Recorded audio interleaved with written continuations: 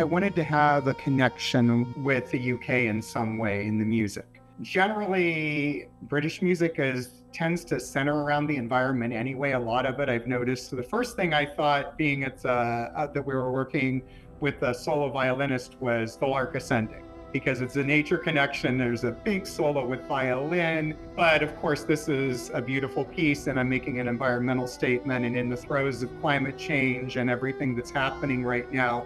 So I chose the Lark Ascending by Ray Vaughan Williams and took the cadenza from that and did an inversion to show, instead of a lark ascending, a lark crashing to the ground and dying. I thought that would be a really significant impact.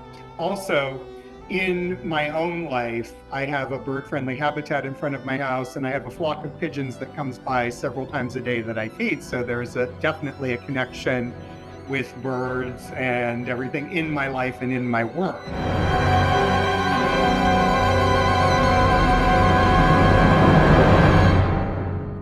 The whole concept is that there's somebody walking through a forest and they see a lark crash and die at their feet. And it sounds similar to what the original piece started out, except that in this case, you can tell partway through the cadenza that there's something wrong. It's a little more discordant. And then from there, it just goes downhill. The lark crashes to the ground and dies. At that point, I wanted to imagine what somebody in a forest would feel. So the protagonist is then looking at this lark, and the reality of climate change hits that.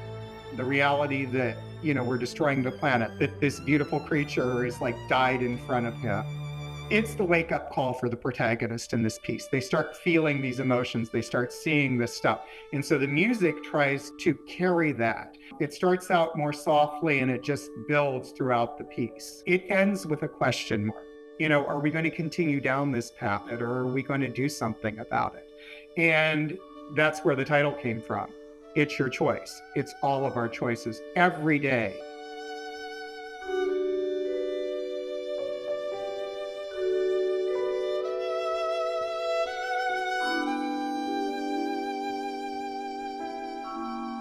When you get to a level where you're working with London Symphony and you're working with a virtuoso violinist, that doesn't come into play as much, because they're going to be able to pretty much handle whatever you throw at them. And at that point, it's kind of freeing. But if I know there are no real limits with that, then I just really let myself go with the piece and try and connect with the emotions and figure out, how do I want to say this? What can I do to express this quality?